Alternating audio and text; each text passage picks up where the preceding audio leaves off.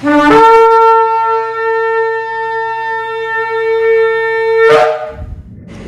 Shalom, está la congregación Beit Finales del sector Candelaria en Arecibo.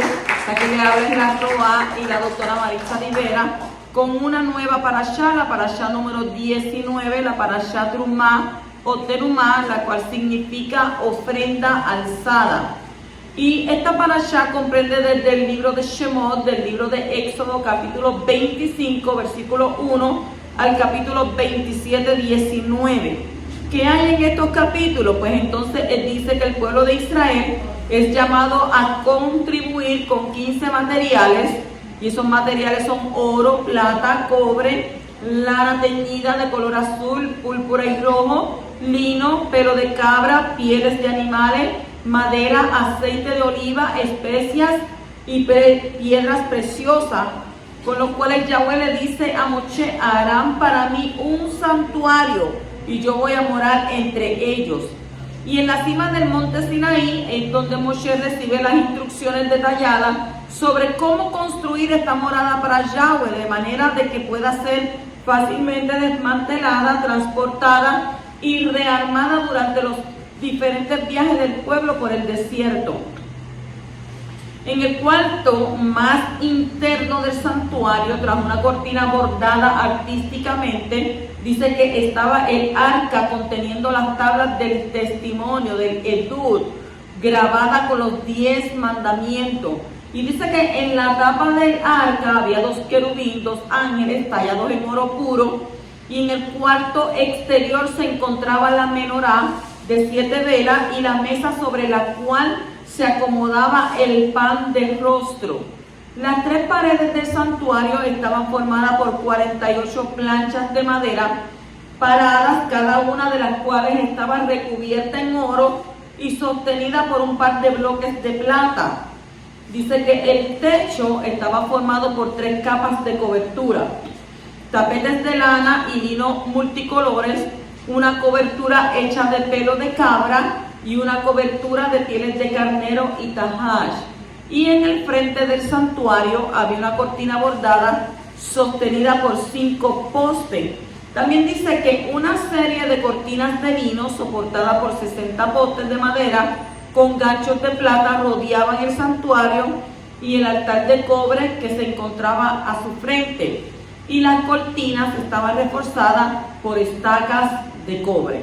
Eso es lo que habla estos 3 capítulos. Y vamos entonces a darle comienzo con el capítulo 25, versículo 2, donde dice: di a los hijos de Israel que tomen una ofrenda para mí, de todo aquel cuyo corazón le mueva a hacerlo, tomaréis mi ofrenda. ¿Para quién es la ofrenda? Para el poderoso. Él es el que la está pidiendo.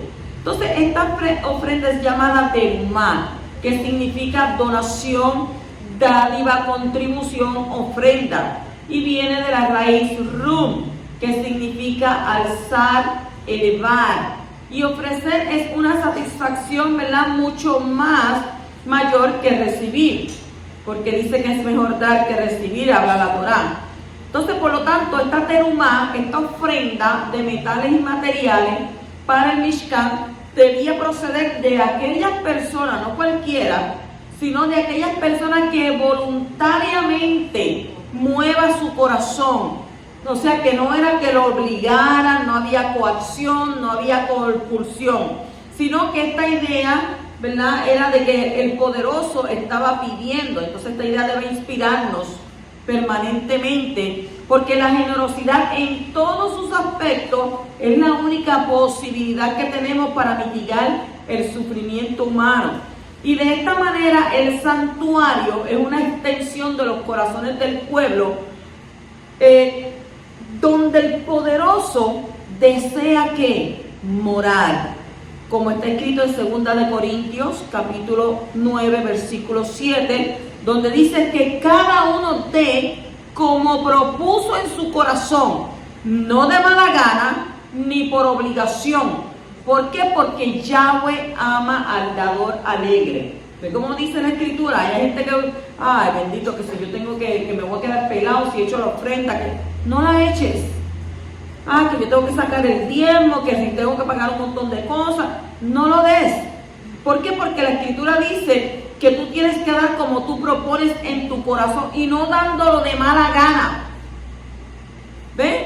Sino que dice ahí la Escritura, no lo des de mala gana, no lo des por obligación, porque Yahweh ama al dador alegre, aquel que con el corazón quiere dar para Él. Por eso es que la Escritura dice que es mejor dar que recibir, porque cuando tú das, Yahweh te va a dar al 100 por 1. Bendito el poderoso.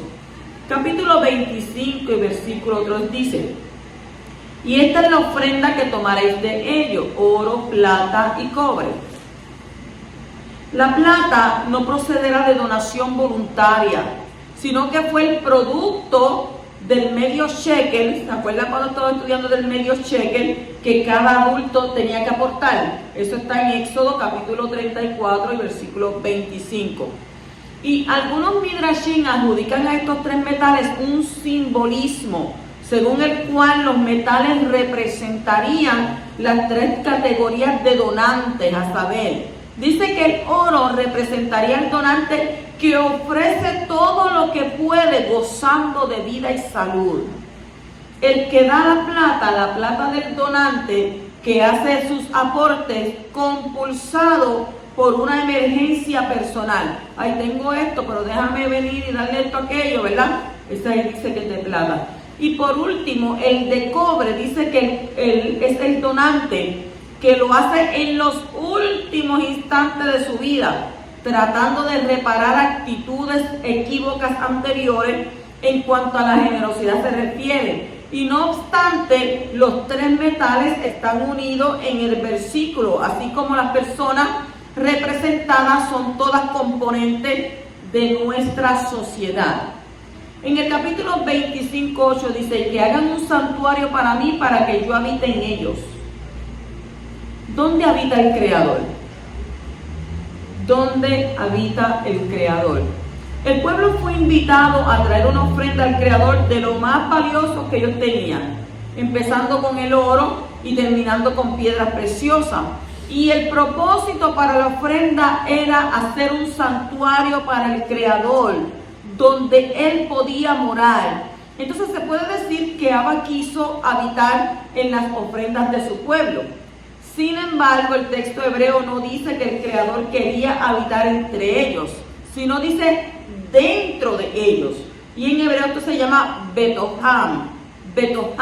Y esto nos enseña que el lugar donde realmente el poderoso deseaba morar era dentro de los corazones de cada hijo de Israel.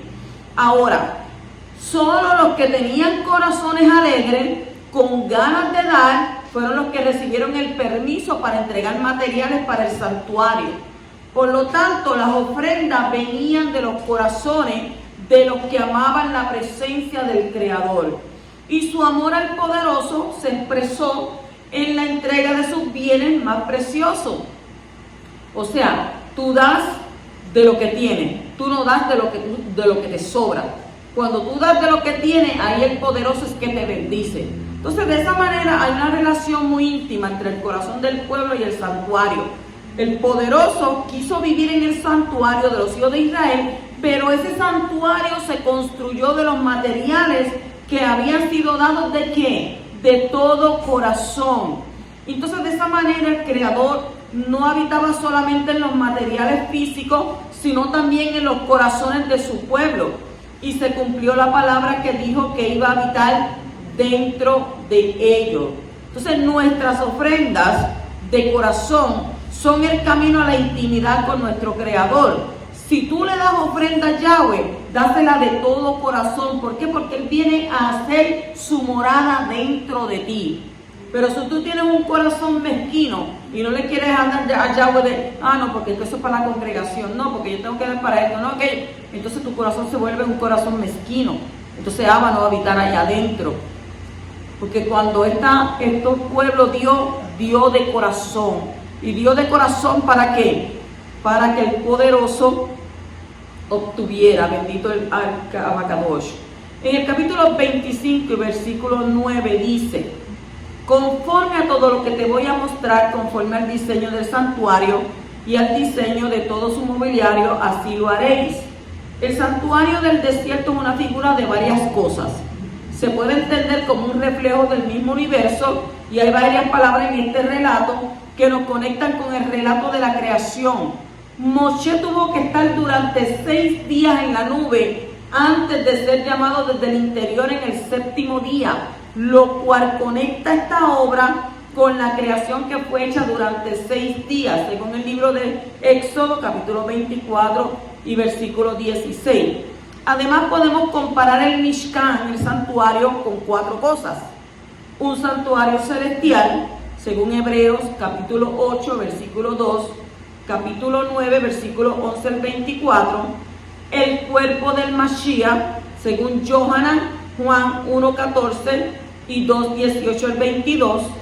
El cuerpo del creyente, según Primera de Corintios, capítulo 6, 19, y la congregación del Mashiach, según Primera de Pedro de Kefas, capítulo 2, versículo 4 al 10, Primera de Corintios 3, 16 al 17, y Segunda de Corintios 6, 16. O sea, que en todo esto está morando la presencia del Creador de manera más o menos poderosa. Continuamos en el capítulo 25 y versículo 10. Dice, habrán de hacer ellos un Aarón, un arca. El primer elemento a construir en el Mishkan iba a ser ¿qué? El Aarón, el arca.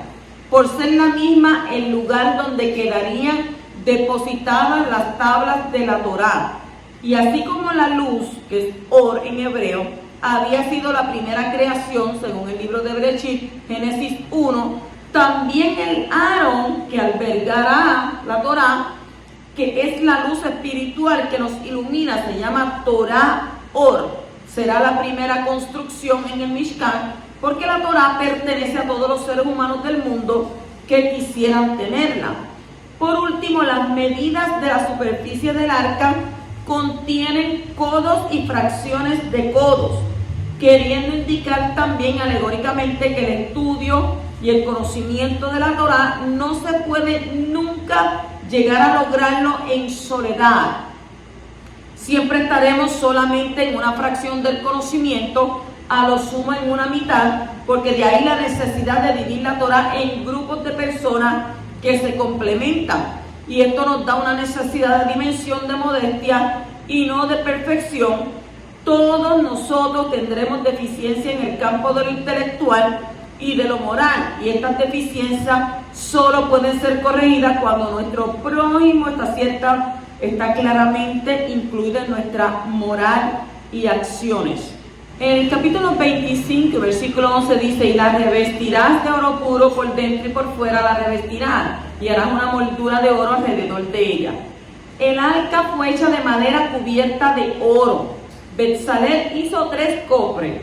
Él hizo uno exterior de oro, uno de madera que fue colocado dentro y otro interior de oro. Entonces, de esa manera, toda la madera fue cubierta de oro. Y la madera simboliza al hombre, según el Salmo 1, 1 al 3, el 92, 12 al 14, y el Millas Jeremías, capítulo 17 y 7 al 8. El oro es el metal más preciado y no se oxida, no se pone feo por el medio ambiente como la plata y el cobre. Por eso, el oro simboliza el valor de las cosas incorruptibles. Job capítulo 23, 10, Salmo 19, 7 al 10, Salmo 119, 72 y 127. También en el libro de Proverbios capítulo 3, versículo 15, en el mismo libro de Proverbios capítulo 8, 10 al 11, el 19 y el 16, 16. También tiene el libro de Malaquías capítulo 3, versículo 3 y primera de Kefas 1, 7. Ahí tiene un estudio con todos esos textos. El hombre corruptible será vestido de incorrupción, como está escrito en el libro en Primera de Corintios, capítulo 15, 54, donde dice, pero cuando esto corruptible se haya vestido de incorrupción y esto mortal se haya vestido de inmortalidad, entonces se cumplirá la palabra que está escrita, devorada ha sido la muerte en triunfo. Amén, aleluya. Y dice, y harás una diadema de oro alrededor de ella. Esta diadema era como una corona que rodeaba el arca, y había 3 objetos en el Mishkan que tenía diademas: el arca, la mesa, según el capítulo 25-24, y el altar de incienso, según el 33 al 4. El Midrash relaciona estos 3 objetos con 3 coronas que representan posiciones de grandeza dentro de Israel.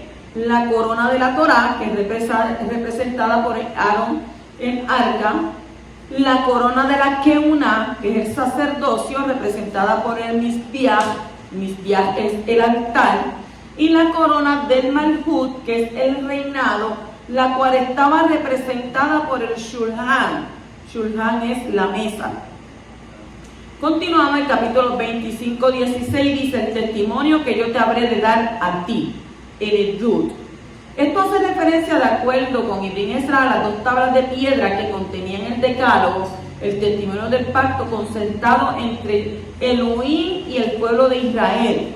Más tarde, cuando el rey Salomón hubo inaugurado el primer Bet HaMikdash, el templo de Jerusalén, el texto bíblico recalcará que lo único que había en el arca eran las 2 tablas de piedra depositadas allí por Moshe, ¿en dónde? En el monte Horeb, como testimonio del pacto que Yahweh había concertado con los hijos de Israel cuando habían salido de la tierra de Egipto, según Primera de Reyes, capítulo 8 y versículo 9. No obstante, Rashi insinúa en nuestro versículo que lo que había que depositar en el arca era toda la Torá que Yahweh dará a Moshe para los hijos de Israel. Continuamos en el capítulo 25-17 y dice: y harás un propiciatorio. El propiciatorio era una lámina de oro que cubría el arca en su parte de su superior, en la parte de arriba. Entonces cabe recalcar que el propiciatorio ocupa un lugar destacado en todo el ceremonial de Yom Kippur, de acuerdo con el testimonio de Levíticos capítulo 16 versículo 2 y siguientes textos.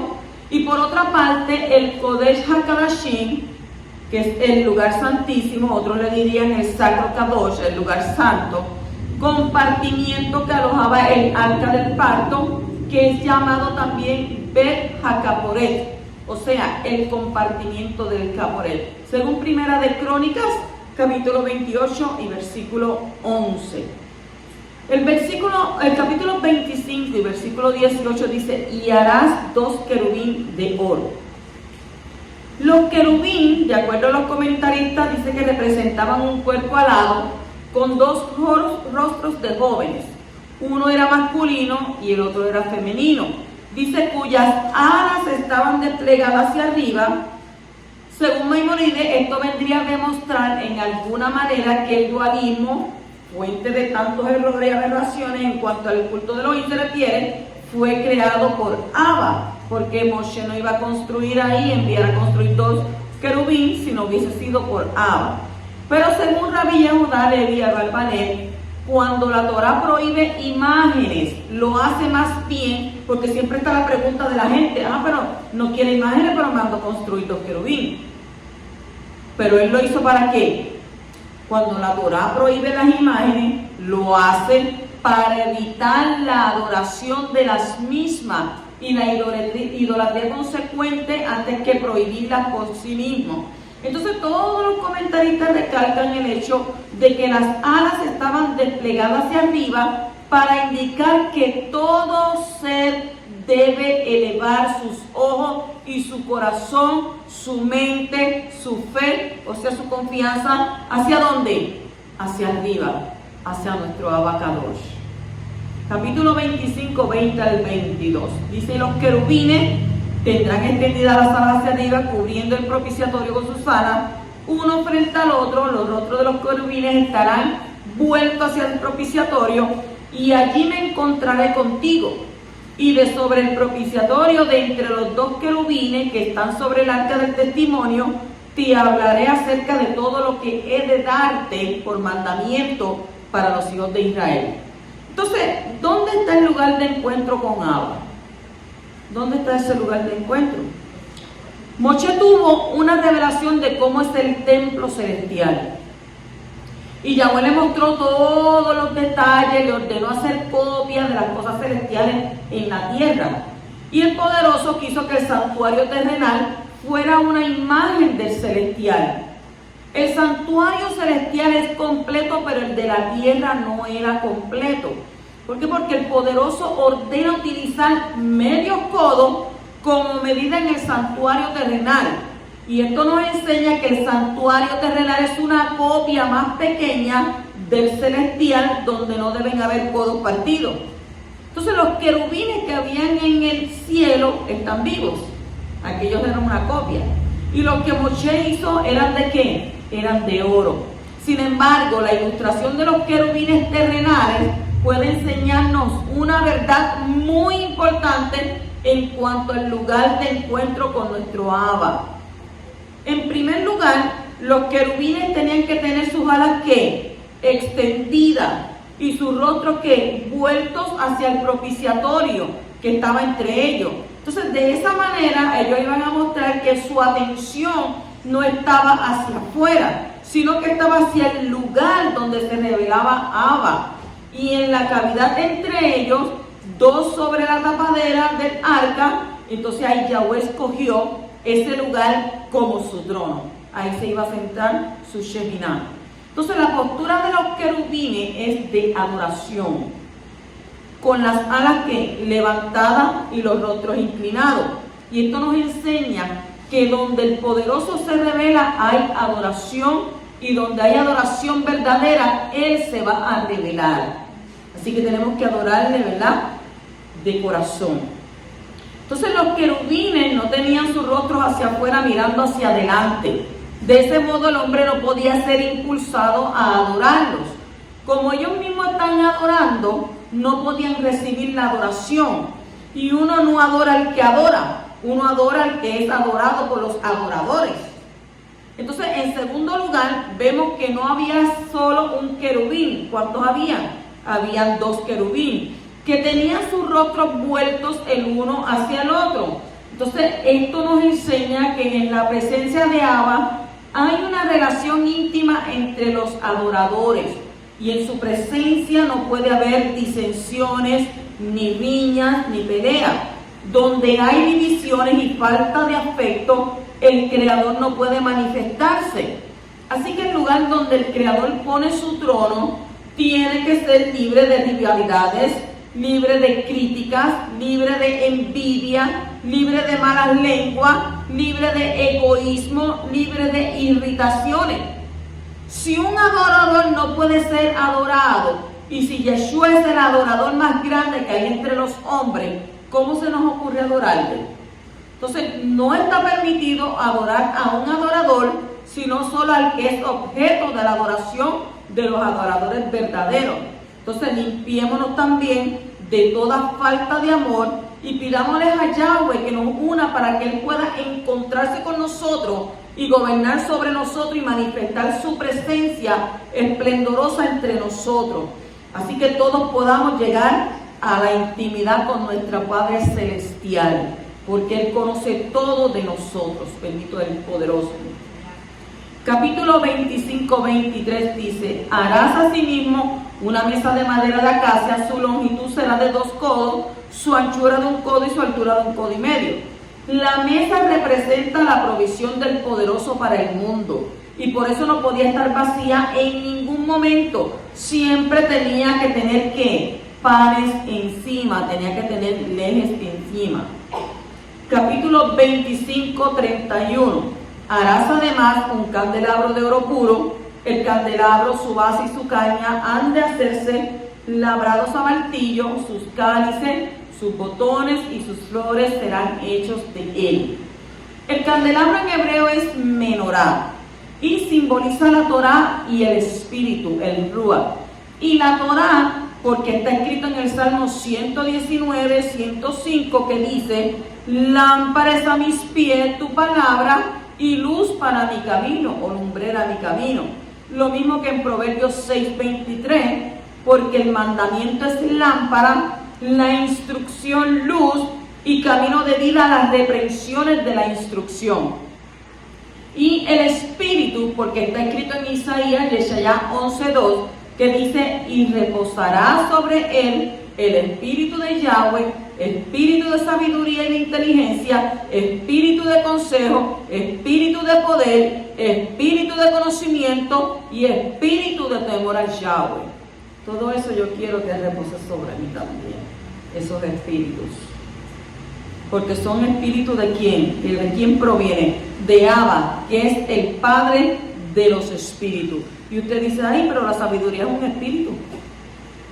Lo dice. Espíritu de sabiduría, espíritu de inteligencia, espíritu de consejo, espíritu de poder, de conocimiento y de temor a Yahweh, que es el principal espíritu que debemos de tener dentro de nosotros. Porque cuando usted tiene temor de Abba, usted piensa antes de actuar. ¿Por qué? Cumpliendo siempre ¿qué? Los mandamientos, preceptos y estatutos que era dado. Porque aquel que le teme al poderoso, usted no sabe las bendiciones que usted recibe. Bendito Abba. Capítulo 26:6 dice, harás además 50 broches de oro y con los broches unirás las cortinas una a la otra, de manera que el santuario sea una unidad. La unidad es muy importante para Abba. Esta construcción nos enseña que hace falta unirse para poder ser un Mishkan, ser un templo para Él. Entonces, como está escrito en Yohanan, capítulo 17, versículos 22 al 23, dice, la cabod, el esplendor, otros dirían la gloria, que me diste les he dado, para que sean uno, así como nosotros somos uno, yo en ellos y tú en mí, para que sean perfeccionados en unidad, para que el mundo sepa que tú me enviaste y que los amaste tal como me has amado a mí. Primera de Corintios 1:10 dice, os ruego, hermano, por el nombre de nuestro Adón Yahshua el Mashiach, que todos os pongáis de acuerdo. Y se estarán dos juntos si no estuviesen de acuerdo. Y dice, y que no haya división entre vosotros, sino que estéis enteramente unidos en un mismo sentir y en un mismo parecer. O sea, congregados todos los hermanos juntos y en armonía, como dice la Torá. Y pueden conseguir mismos textos en Efesios 4, 1 al 6 y Filipenses capítulo 2, versículo 1 al 4. Y siguen por ahí. El capítulo 26, 24 dice, las cuales se unirán desde abajo y asimismo se juntarán por su alto con un gozne, y así serán con las otras dos, serán para las dos esquinas. ¿Qué simbolizan las tablas? ¿De dónde esta gente sacaron tablas? Estaban en un desierto. Entonces, ¿qué simbolizan las tablas?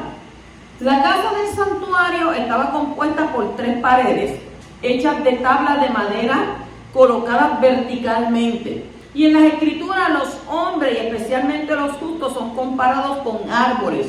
Eso está en el capítulo 92, 12 de los Salmos. Salmo 92, 12. Entonces, de esta manera podemos hacer la comparación entre las tablas de madera en el santuario y los justos que componen la congregación de Abba. En el texto que nos ocupa está escrito que las tablas tenían que estar juntas desde abajo y también unidas por arriba. Entonces el texto hebreo utiliza 2 palabras diferentes para hablar de la unidad abajo y la de arriba. Entonces cuando de la unidad de abajo dice juntadas o juntas, es toamín, o sea, con ale y sin yod. Y cuando habla de la unidad arriba, dice completadas, y eso significa tamín, sin ale y con yud. Entonces, según Rashi, las 2 palabras hablan de lo mismo, pero el hecho de que la Torá usa 2 palabras diferentes indica que hay 2 tipos de unidad, una abajo y otra arriba. ¿Y quién es el que está arriba? El poderoso. ¿Quién es el que está acá abajo? Nosotros. Además, la palabra utilizada para la unidad de arriba es la que las escrituras usan para la perfección, ser completo, íntegro, y se trata de una perfecta unidad.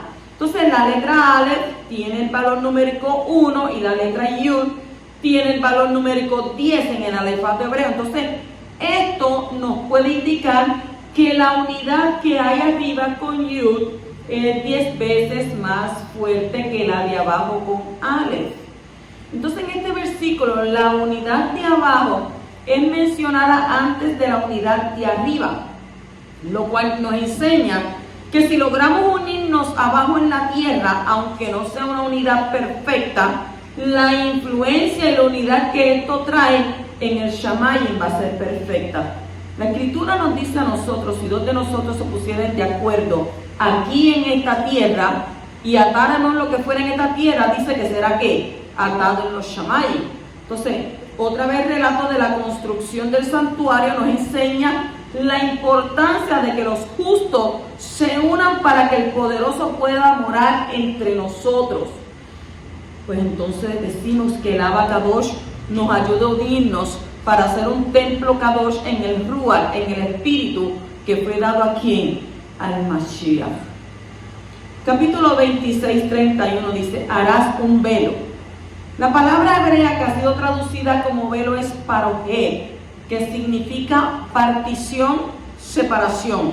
De acuerdo con Rashi, la finalidad de este velo era dividir el recinto, así como en los palacios reales hay una división que separa entre el rey y su pueblo. Años antes, cuando la gente no tenía puertas en sus casas, la gente hacían ¿qué? Ponían una cortina, y entonces esa cortina dividía el cuarto, esa cortina dividía el baño, esa cortina dividía la sala. Ahora no, porque ahora pues los arquitectos, cosas nuevas, pues verdad, todo ha ido restaurándose, pero todo era ¿qué? Dividido, separado, verdad, como dice ahí la palabra, dividido y separado por cortinas. Nosotros verdad, estamos viviendo en estos templos, y son templos donde son hechos de cemento, de bloque, pero ese santuario, ese Mishkan no era así. Era un Mishkan y un templo diferente a lo que nosotros vemos hoy en día. Imagínense el esplendor del poderoso manifestado ahí en esa arca cuando su Shekinah bajaba, cuando el Cohen tenía que entrar. Y ahí no entraba cualquiera. Si el Cohen entraba ahí aunque no había Cohen, el único que tenía que entrar ahí era Moshe. Pero si alguno se atrevía a entrar ahí, entonces tendremos que recordar a quiénes, a los hijos de Aarón. Cualquiera no entraba ahí. Y el mismo Abba lo dijo, cuando quieran venir a entrar tienen que pedir permiso. No todo el mundo puede entrar. Capítulo 26, 34 dice, y pondrás el propiciatorio sobre el arca del testimonio en el lugar Kadosh Kadoshim, en el lugar santísimo, donde está el trono del poderoso. El propósito de todos los templos creados por el Creador es que Él pueda habitar y gobernar en el lugar santísimo, lugar Kadosh Kadoshim. El hombre, ¿para qué fue creado? Para hacer un Mishkan, para hacer un templo. Así que dentro de cada uno de nosotros hay un lugar Kadosh Kadoshim, y es el lugar más íntimo de nuestro ser, muchas veces llamado corazón en las Escrituras. El santuario tiene 3 divisiones. Tiene el atrio, tiene el lugar Kadosh y tiene el lugar Kadosh Kadoshim, el lugar santísimo. Entonces el atrio corresponde al cuerpo humano, el lugar Kadosh, el lugar santo, al alma, y el lugar santísimo, el lugar Kadosh Kadoshim, al espíritu. Dentro de nuestro espíritu está el lugar donde el poderoso desea habitar. O sea que hay una relación muy íntima entre el corazón y el espíritu, según Yehezkel capítulo 11, 19 y Yehezkel 36, 26. El trono del Creador está representado en el santuario por la tapa del arca, llamado propiciatorio. Moshe fue ordenado a poner el propiciatorio sobre el arca del testimonio en el lugar Kadosh Kadoshim. Ya todos saben que es en el lugar santísimo. Entonces, esto nos enseña que cada uno de nosotros tenemos la responsabilidad de poner el trono de nuestro Creador en nuestros corazones, porque Él dijo que iba a poner la palabra en nuestros corazones y habitar en ellos. Solo una persona puede estar en el trono de tu corazón. La gente llena su corazón con enamorados de esta persona, enamorados de aquello, añorando a sus hijos, añorando lo otro, pero la Escritura dice que solamente a alguien tú tienes que tener en tu corazón, y ese poder es el poderoso de Israel. Entonces, el pecado más grande es sentarse a sí mismo en ese trono, porque así estará ocupando el lugar que solamente le corresponde al Altísimo. Y si está haciendo a sí mismo, ¿qué? Un Elohim, se está haciendo a sí mismo un Dios. Entonces, este fue el primer pecado de los hombres, tomar el lugar del Altísimo en sus corazones. Y ellos mismos empezaron a gobernar sus vidas en lugar de Abba. Ya no me dirige mi Abba, yo hago yo ahora lo que yo quiera. Y no es así. Entonces, el arrepentimiento más profundo y más importante es cuando el hombre baja del trono de su corazón y permite que el Creador se siente allí. De esa manera deja de mandar sobre su vida y permite que Abba gobierne desde dentro. Yahweh se manifiesta dentro del espíritu de todos los que le permiten ocupar el trono de su corazón. O sea que el trono está colocado sobre el arca del testimonio y el arca simboliza el corazón del hombre. ¿Por qué? Porque el arca fue creado para contener las tablas de piedra con las 10 palabras, con los 10 mandamientos. Entonces, estas 2 piedras suman toda la Torá. Y la Torá en el corazón es el fundamento para el reinado del Creador en nuestras vidas. Las tablas de piedra también son llamadas el testimonio, las de Edut. Y esto habla del testimonio de la presencia del Espíritu del Ruach de Abba dentro de cada corazón de los que se han humillado ante Él. El que tiene el testimonio dentro de sí sabe que es su hijo. Si no has abdicado del trono de tu corazón, entonces hazlo ahora. Invita al Creador a tomar su lugar en el trono de tu corazón. Deja que el poderoso sea el rey en tu interior. Entonces vas a cumplir la razón por la cual fuiste creado como un Mishkan, como un templo. Así que permítele la entrada, porque a veces nosotros le cerramos la puerta y pensamos, no, pues yo estoy bien. Reconocer que lo necesitamos a Él, eso entendemos, ¿verdad? Que no dependemos de nosotros, que nuestra dependencia viene del poderoso, porque con Él todo y sin Él nada. Porque Él es nuestro núcleo, Él es nuestro centro, Él es el creador de Shamayim y Arez. La Escritura dice que Él es el creador de los espíritus, Él es el creador de las almas. Entonces, si tú estás respirando es porque Yahweh, porque su nombre está en tu corazón. Capítulo 27:1 dice: harás también el altar de madera de acacia, de 5 codos su longitud, de 5 codos su anchura. El altar será cuadrado y de 3 codos su altura. ¿Qué simboliza el altar? El altar es un punto de encuentro entre el Creador y el hombre. Por eso, en el altar aquí de Abba, yo no sé cómo usted lo vea, pero yo siempre entiendo que es un lugar Kadosh. ¿Por qué? Porque es el punto de encuentro entre el poderoso y nosotros. En el altar se sacrifica algo valioso para Abba. Si el cuerpo del justo corresponde al atrio del santuario, entonces, ¿qué simboliza el altar? El altar simboliza la entrega de los miembros de nuestro cuerpo al servicio completo de nuestro Creador. Tu cuerpo fue creado para servirle 24/7. Dice, ay, pero 24 horas al día, 7 días a la semana. Para eso tú fuiste creado. Entonces, el Shaliach Shaul lo ha expresado de esta manera, según está escrito en Romanos, capítulo 6, versículos 12 al 13 y el 12:1 al 2. Dice, por tanto, no reina el pecado en vuestro cuerpo mortal, para que no obedezcáis sus lujurias, ni presentéis los miembros de vuestro cuerpo al pecado como instrumentos de iniquidad, sino presentaos vosotros mismos al Elohim como vivos de entre los muertos, y vuestros miembros a Elohim como instrumentos de justicia. Por consiguiente, hermano, os ruego que las misericordias de Yahweh, que presentéis vuestros cuerpos como sacrificio vivo y Kadosh, santo, aceptable a Elohim, que es vuestro culto racional, y no os adaptéis a este mundo, sino transformaos mediante la renovación de nuestra mente, ¿Para qué? Para que verifiquéis cuál es la voluntad de Yahweh, lo que es bueno, lo que es aceptable y lo que es perfecto para nuestro Abacadosh.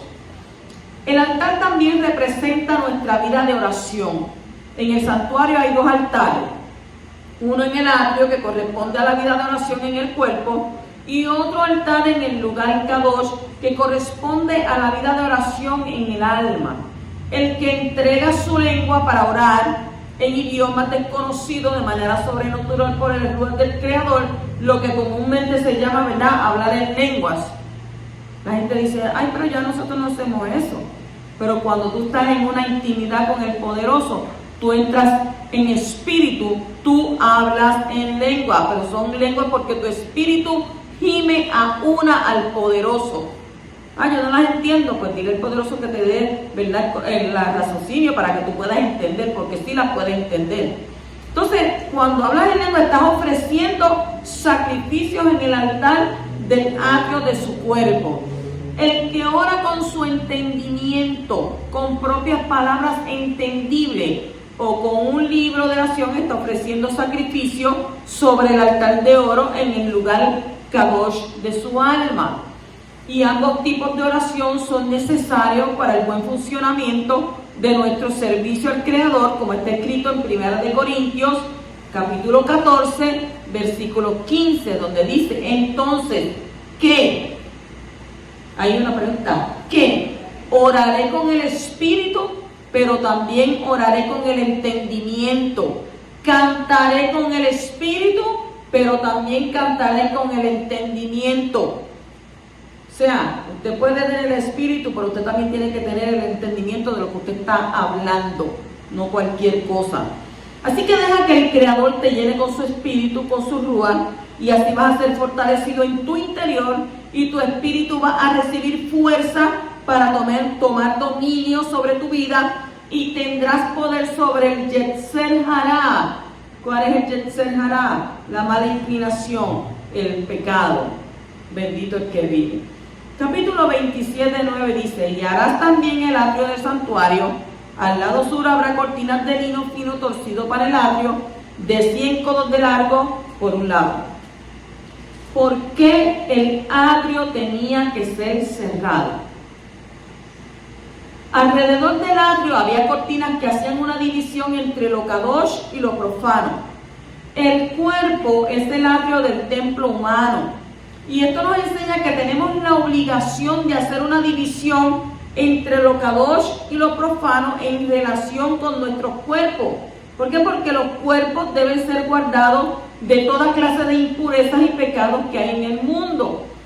Cuidemos nuestros cuerpos para que no entren en ellos cosas que no son dignas de un templo kadosh del Creador. ¿Cómo cuáles? Los ojos, los oídos, la boca, la nariz y otros orificios de nuestro cuerpo deben ser protegidos contra el pecado y la impureza, porque lo que tú ves entra por tus ojos, baja a tu corazón, y dice la Escritura que ahí te preñas. ¿Y qué es lo que hace? Después que te preñas, para el pecado. Entonces nosotros tenemos que ¿qué? Tenemos que guardarnos. Entonces, vistamos nuestros cuerpos de manera digna, no exponiendo los miembros de manera provocativa, porque los ojos del hombre son sensibles y fácilmente provocados por los miembros de las mujeres. Por eso nosotros a las mujeres tenemos que cubrir ¿qué? Nuestros miembros de manera digna para no despertar sentimientos pecaminosos en los varones. Acuérdense que el hombre cae por lo que ve y la mujer por lo que escucha. Y una mujer que le sirve a Abba se guarda para Abba. Y aquella que está casada se guarda para su marido y para Abba también.